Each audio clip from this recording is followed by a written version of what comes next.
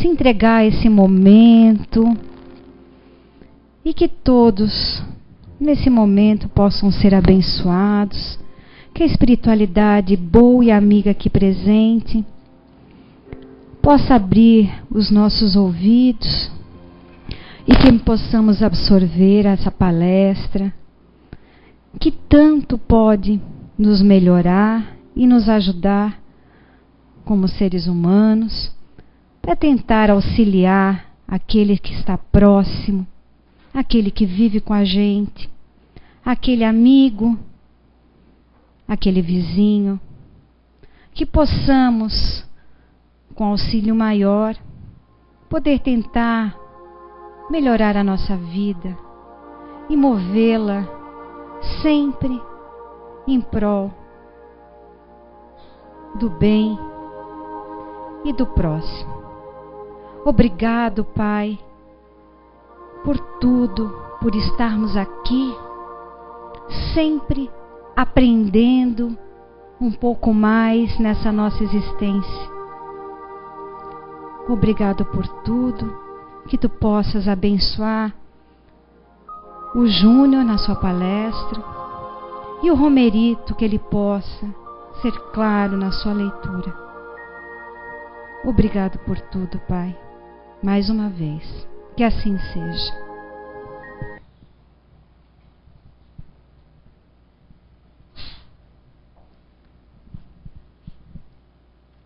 Amar aos inimigos não é ter para com eles uma afeição forçada, que não é natural, já que o contato com o inimigo faz bater o coração de uma maneira totalmente diferente. Amar aos inimigos, segundo este ensinamento de Jesus, é não ter contra eles nem ódio, nem rancor, nem desejo de vingança. É perdoar-lhes, sem pensamento oculto e sem impor condições, o mal que nos fazem. É não colocar nenhum obstáculo à reconciliação. É desejar-lhes o bem no lugar do mal. É alegrar-se pelo bem que lhes aconteça, ao invés de se entristecer. É socorrê-los em caso de necessidade. É não fazer nada que possa prejudicá-los em palavras ou em atos. É, enfim, pagar-lhes todo o mal com o bem, sem intenção de os humilhar. Quem fizer isto estará seguindo o mandamento: amai aos vossos inimigos. Obrigado, Romerito. Boa noite a todos. Hoje nós vamos tentar fazer um pouquinho mais curta, tá, Heloísa? A pedidos. Então a gente suprimiu aqui também um vídeo, era um pouco longo.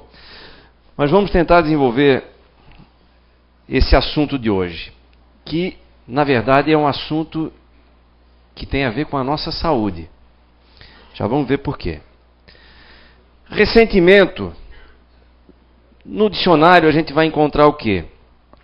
Mais ou menos, né? Vamos dizer, a média dos dicionários aí que eu tive pesquisando diz o seguinte: é mágoa, melindre, rancor, ocasionados por uma ofensa ou uma desfeita causada por outra pessoa. Então, toda vez que acontece algo de negativo e eu relembro isso em algum momento no futuro, eu estou sentindo novamente, ou seja, eu estou ressentindo. Eu também posso ressentir coisas boas.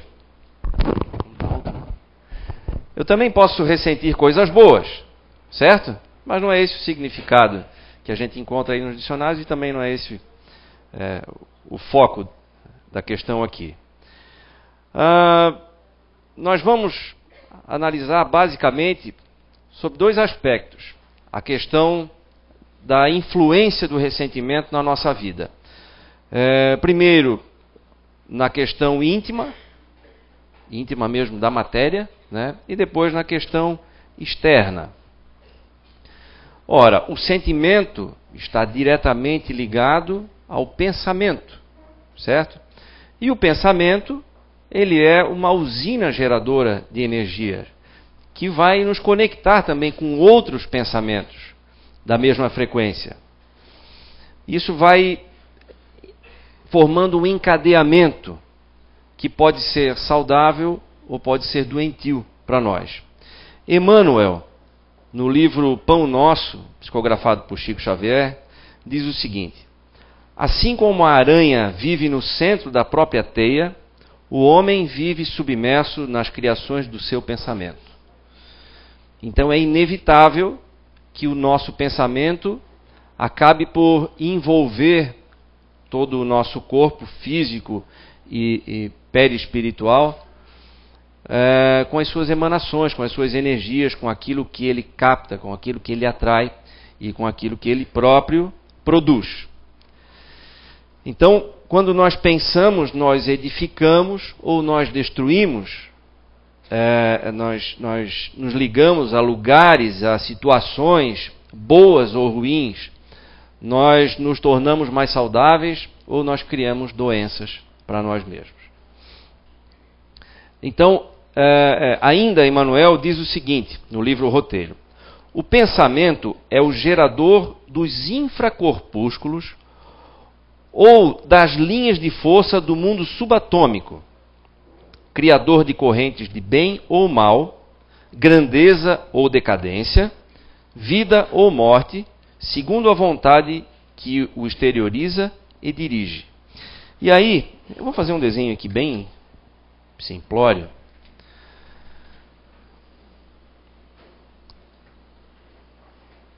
Isso aqui como se fosse a representação de uma célula qualquer, de um tecido qualquer, de um órgão qualquer, de um sistema qualquer do nosso organismo. Ok? E na célula, no núcleo da célula é que está ali o nosso DNA, os cromossomos contendo os genes ali da nossa programação genética, o genoma humano, tão falado hoje em dia e tudo. Na verdade, o DNA é muito mais do que uma programação, muitas vezes tida por nós assim como fatalista. Ela é uma herança e uma programação onde nós muitas vezes participamos dela. Quer ver uma evidência disso?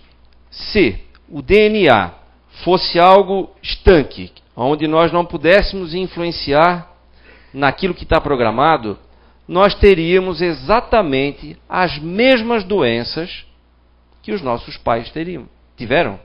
Né? Correto?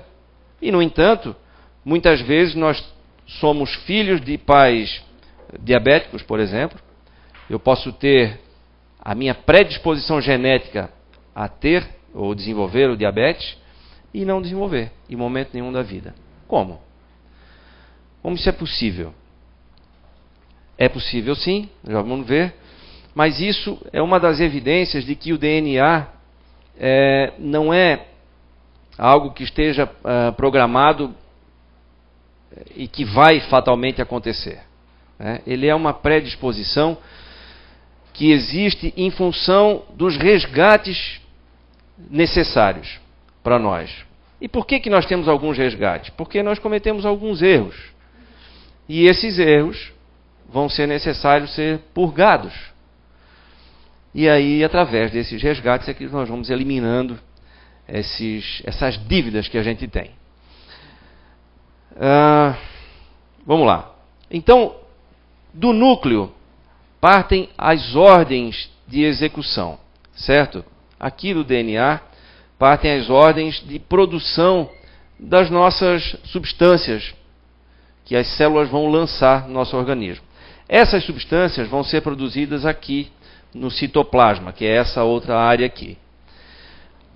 O citoplasma é diretamente ligado, e aí eu vou ler um trecho aqui para vocês, ele é diretamente ligado ao perispírito.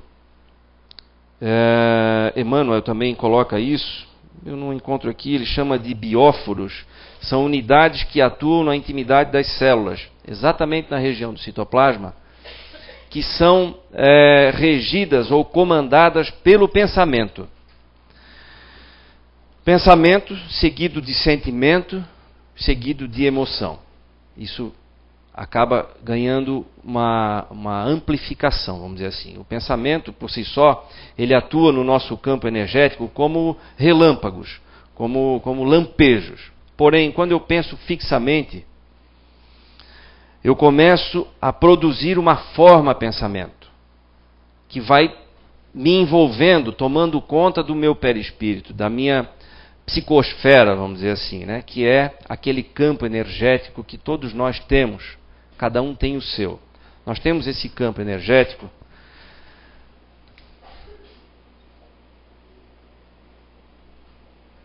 que nos envolve e que está sujeito a influências internas, nossas, através do nosso próprio pensamento, e influências externas, que nós vamos deixar para um segundo momento. Então, nós começamos a inundar a nossa psicosfera com o resultado, ou com as formas pensamento que nós criamos.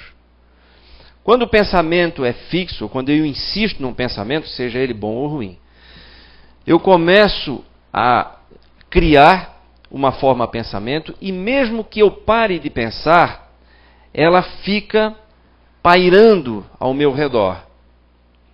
Por quê?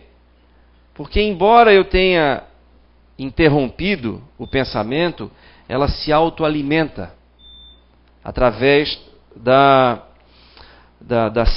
similaridade, ou vamos dizer assim, da semelhança de frequência com outras energias. Exemplo disso. Se eu começo a nutrir algum pensamento, eu desenvolvo algum pensamento, eu começo a planejar uma vingança contra um inimigo meu, alguém que eu suponho seja meu inimigo. E aí eu começo a traçar um plano de vingança. Eu coloco ali ele como meu alvo, né, e começo a pensar no que eu vou fazer para derrubá-lo. Quando eu faço isso, insistentemente, quando eu penso nisso fixamente, eu crio essa forma pensamento, esse plano, desse acontecimento já, ele já começa a pré-existir no campo do pensamento. E aí, como isso vibra numa frequência tal, ela começa por si só, e isso aí a física também pode explicar, por si só começa a atrair outras formas de pensamento da mesma frequência. Ou seja, quem produziu uma forma de pensamento parecida, ou muito parecida com isso, também de vingança, também como alvo um inimigo seu, um suposto inimigo seu, começa a refletir também esse tipo de energia que está envolvendo o indivíduo aqui. E essa reflexão vai fazer com que essa forma de pensamento também se ligue a outras formas de pensamento de frequência parecida. Por isso que elas se autoalimentam. Isso, quando eu comecei a ver isso, eu tomei um susto, até porque, nossa, então não basta interromper o pensamento. A forma de pensamento vai estar ali. E aí que eu fui entender por que muitas vezes a gente pensa assim, nossa, mas eu vou na casa espírita, eu faço as minhas orações, eu procuro já não ter mais ódio, né, mágoa, ressentimento contra ninguém, mas mesmo assim eu continuo tendo problemas, né, de saúde e tudo mais e tal. Por quê?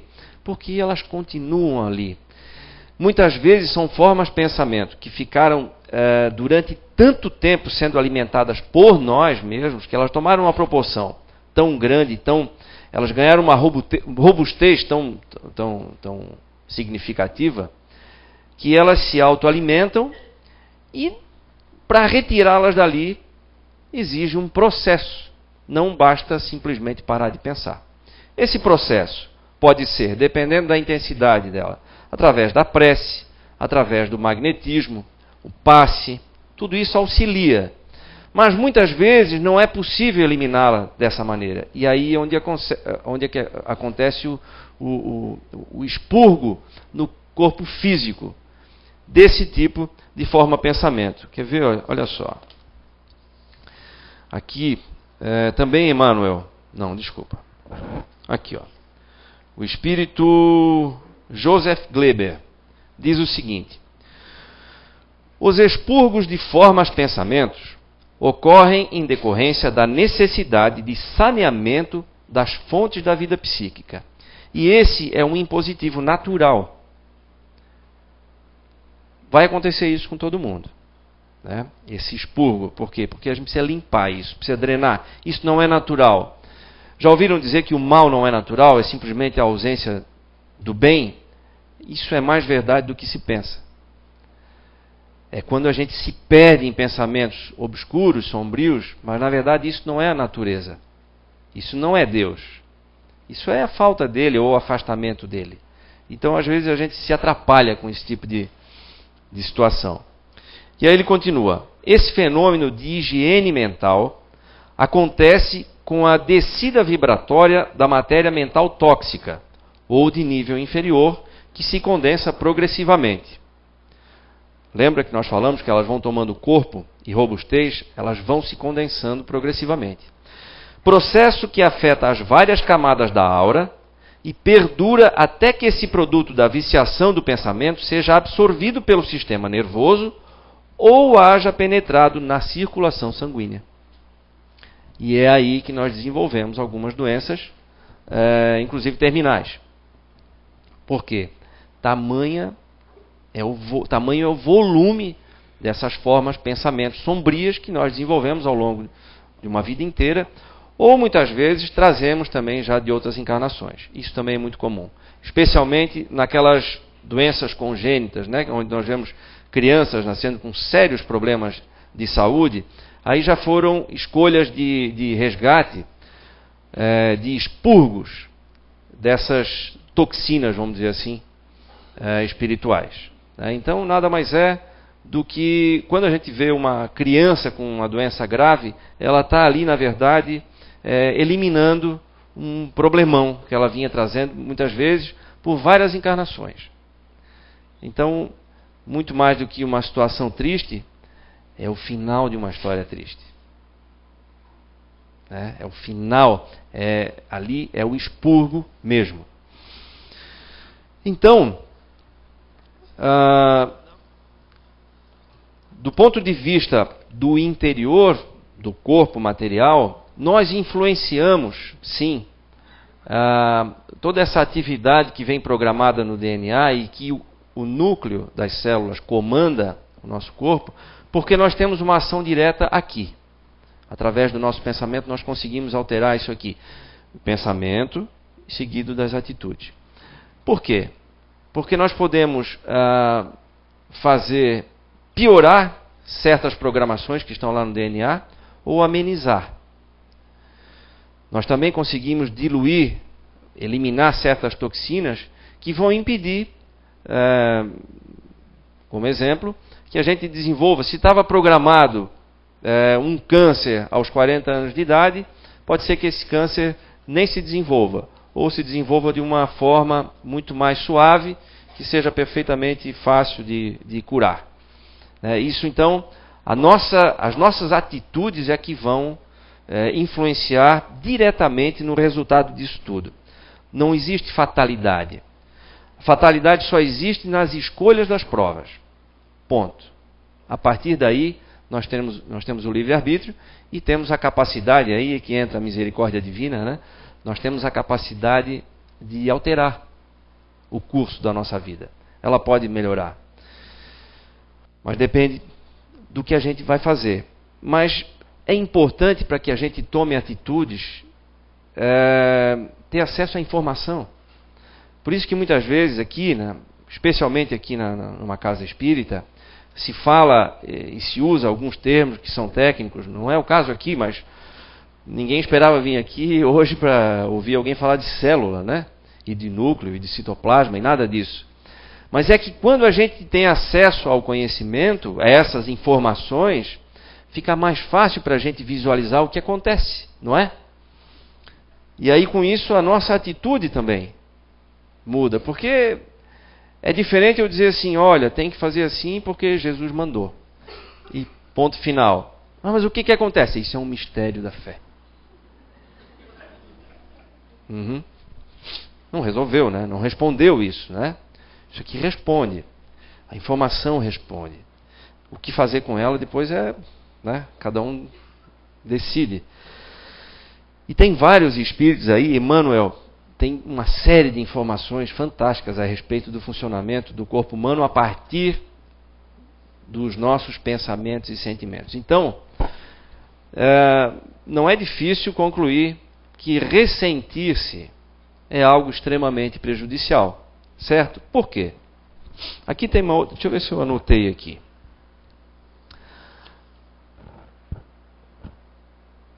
Não. Mas a medicina diz, a própria medicina diz, que quando nós lembramos de uma situação, nós nos transportamos para aquela situação em pensamento.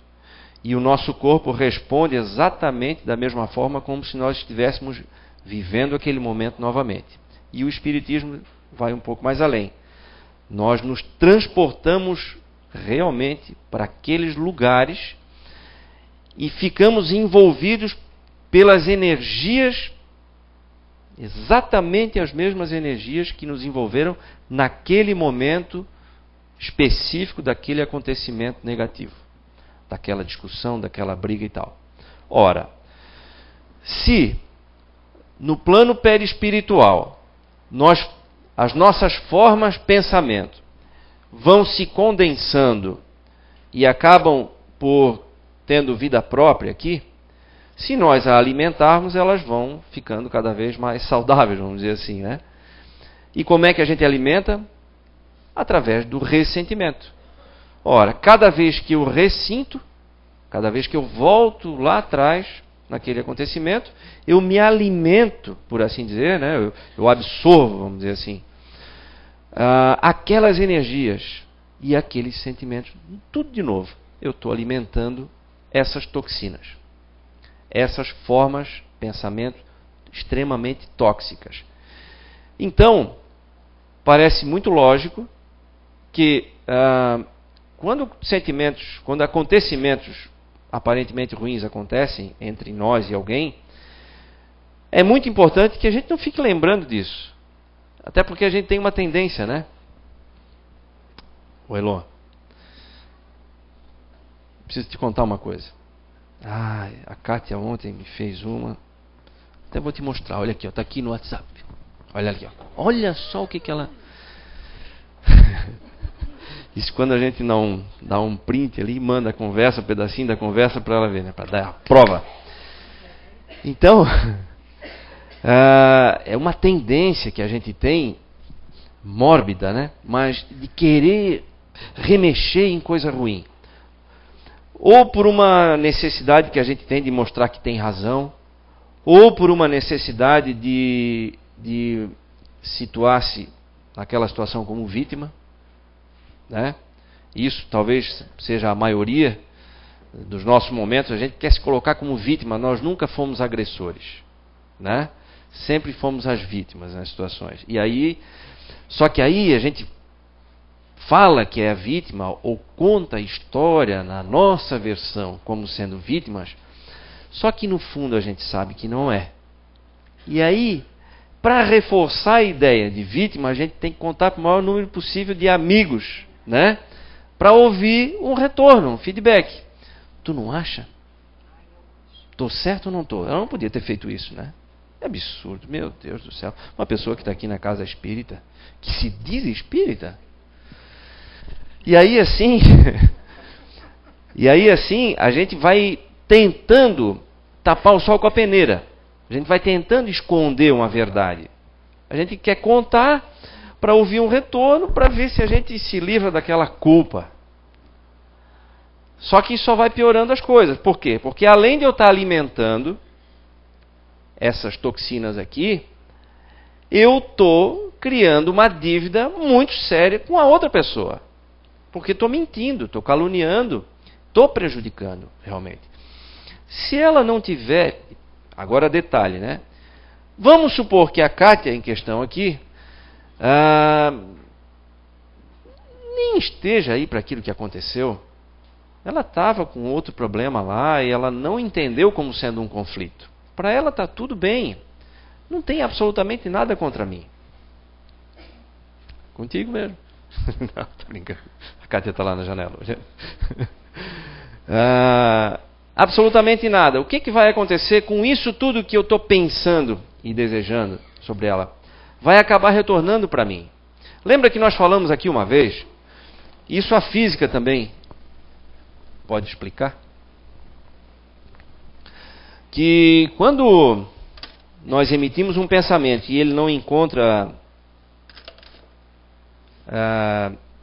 retorno, né, quando não há, como é que a gente chama? Ressonância, né, do outro lado, ele acaba voltando para a gente, coletando no meio do caminho todas as outras frequências, todas as outras energias da mesma frequência. Então a gente acaba recebendo aquele tipo de pensamento ampliado, né, alimentado com todas as energias da mesma frequência que ele encontrou no caminho, entre eu e a pessoa para quem eu direcionei aquele tipo de ódio, né, de desejo de vingança ou coisa do tipo. Então por isso que ele volta ampliado. Pior ainda para mim. Se ela estivesse sentindo raiva de mim também, ficaríamos nós dois nessa frequência, mas ainda a gente dividiria a carga. Assim não, a carga aumentou para mim. Então muito cuidado, nós temos que tomar muito cuidado quando a gente sente raiva de alguém, quando sente ódio de alguém. Porque aí é o começo da doença, aí é o começo da nossa intoxicação. Dá para quebrar isso? Dá para interromper? Claro que dá. Primeiro interrompendo o pensamento, mas depois aqui, magneticamente, também dá para fazer, através do passe e tudo, ou através de sentimentos e pensamentos opostos. O que é o oposto do ódio? O amor. O amor supera tudo. Não se diz isso, está escrito na Bíblia, né? E é verdade. Por quê? Porque o amor é uma energia de altíssima frequência. Ele realmente supera tudo. O amor é a luz, né? O ódio é a escuridão. Ele não existe por si só, é simplesmente a falta da luz. Então, a maneira de a gente eliminar isso é amando, é desenvolvendo mais o amor. Agora, como que se faz isso? Ali na leitura, dá o caminho, né? Amar aos seus inimigos, amai aos vossos inimigos. Esse foi talvez o maior ensinamento que Jesus nos deixou. Como é que faz isso? Aí é que está o detalhe, né? Como dizia ali na leitura, não é para nutrir por um inimigo o mesmo sentimento que se tem por um amigo. Não vamos esperar aqui que ao encontrar um inimigo nós vamos sentir o mesmo prazer, o mesmo conforto de dividir o mesmo ambiente. Não é isso. Ali fala que nós devemos evitar a vingança, evitar o mal. Por quê? Por uma questão muito lógica.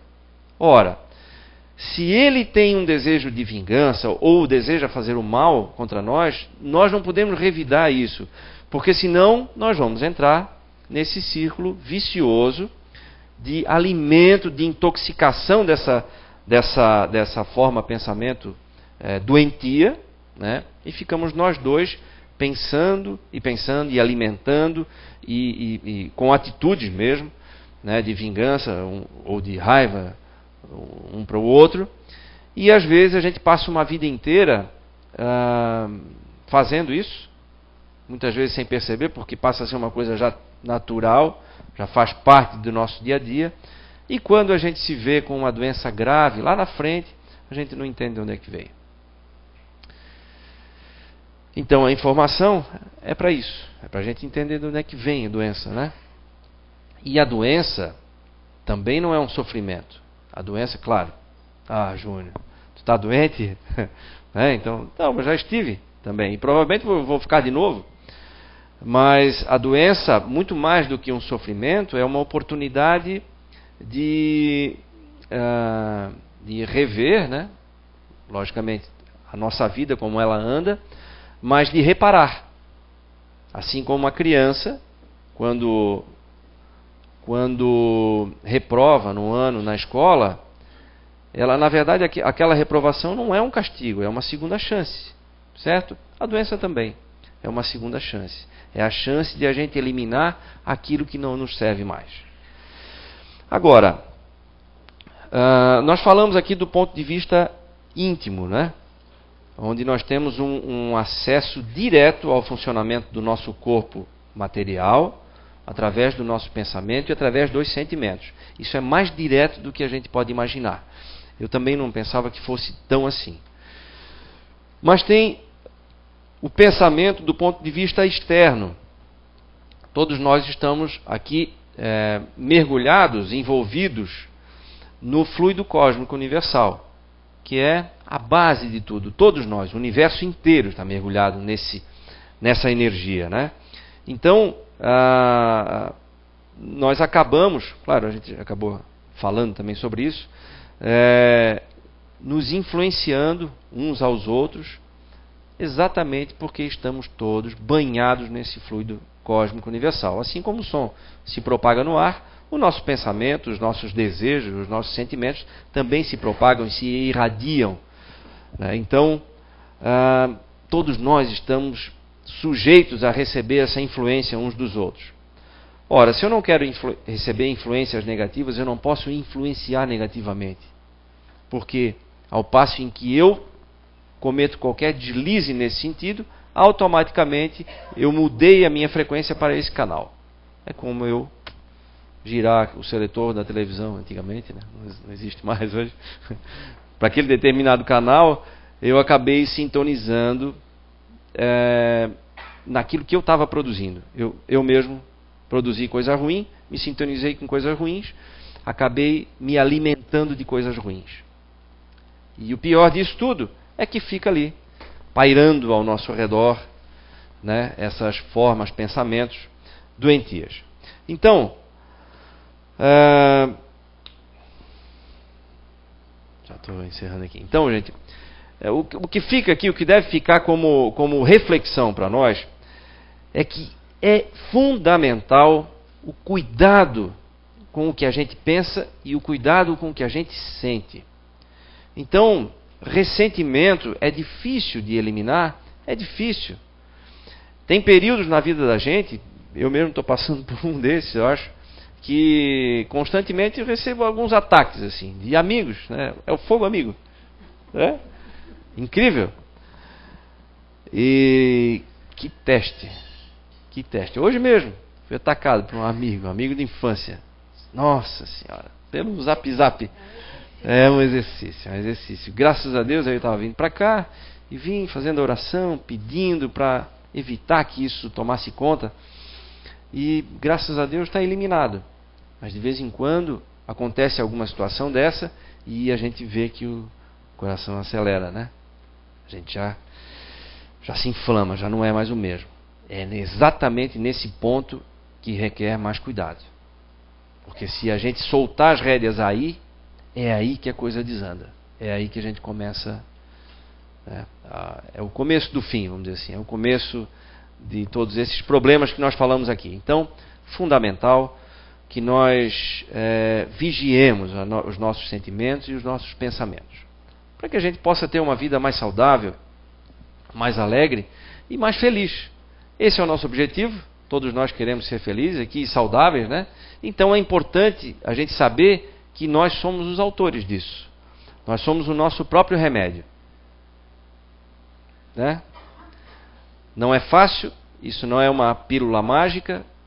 Eu sei que muitas vezes seria muito melhor se tivesse uma pílula mesmo para resolver de vez o problema, mas isso é um processo, onde a gente aprende um pouquinho a cada dia e vai se desenvolvendo. Por isso, a necessidade de um apoio, como por exemplo uma casa espírita, como por exemplo uma igreja de verdade, né? Onde se prega o amor, a benevolência, a compaixão e a caridade. Então, onde se cultiva esses valores e essas atitudes, a gente encontra um apoio. Por isso que é importante a frequência. A gente tem que estar... Num dia difícil, quando a gente entra num ambiente que está protegido e aonde paira uma energia de paz e de amor, de harmonia, a gente já muda, né? Acho difícil a gente sair daqui igual ao jeito que entrou. Né? A gente sempre sai diferente, né? Sai mais leve, sai enxergando as coisas com mais clareza, sai lembrando que a gente sempre tem o apoio do nosso guardião. Quando a gente se acalma, a gente acaba ouvindo melhor os bons conselhos, e isso faz toda a diferença. Hoje mesmo eu ainda estava agradecendo ali, estava ali atrás, agradecendo e conversando, né, com o meu guardião. Não sou médium não, gente. Acho que eu estava falando sozinho e estava me chamando de doido. Mas eu estava fazendo um balanço, né, e tentando imaginar como seria a minha vida se eu não tivesse ouvido os conselhos que ele me dá o tempo todo. Tive momentos importantíssimos assim da minha vida que eu sei que as decisões não foram minhas. Que ele quase que gritou aqui na minha vida: vai por aqui que é o caminho certo. Como, por exemplo, estar numa casa espírita. Nem lembro direito como eu vim parar, mas não tive doente, nada disso. Foi mais por curiosidade, mas foi minha salvação, eu diria assim, né? E preciso realmente estar aqui com frequência. E preciso das amizades que fiz aqui, muito saudáveis, diga-se de passagem. Então eu preciso estar num ambiente saudável, porque senão facilmente eu me desviaria.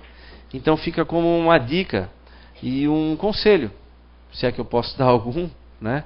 Continue frequentando, se não quer a casa espírita, mas vá numa igreja, mas para poder ter a insistência da prática no bem, ter alguém que insistentemente vai lembrar disso, vai dizer essas coisas, vai oferecer um livro que fale sobre isso, que dê mais informações sobre como as coisas funcionam, porque tenho certeza isso faz toda a diferença na nossa vida. Então, fica aí a dica e o convite para que compareçam sempre, né, e participem cada vez mais aqui da casa. Obrigado.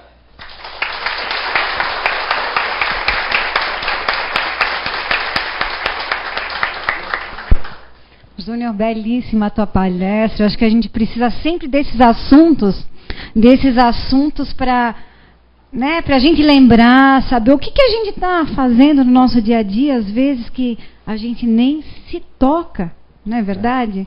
Às vezes a gente escorrega feio e a gente tem dificuldade de se levantar mesmo, né? E se a gente está aqui, alguém puxando a nossa orelha, olha, gente, vamos tentar mudar essa atitude que a gente está tendo, eu acho que é mais fácil. E realmente, assim, eu também preciso muito dessa casa. Eu gosto muito de todas as pessoas que estão aqui, e a gente insiste para a gente se melhorar, né? Eu acho que isso é o mais importante, de estar aqui, né? Então vamos ficar agora com a oração final e para a segunda parte dos nossos trabalhos, que é a fluidoterapia. Amado Mestre Jesus, espíritos amigos aqui presentes, representados pela nossa mentora, a irmã Lúcia, muito obrigado por mais essa oportunidade de reflexão e que possamos ter mais clareza nos nossos pensamentos e mais força para controlar as nossas más tendências, e que possamos levar para o nosso lar os bons fluidos dessa casa, para que possam banhar não só o nosso lar, mas todos que nele há.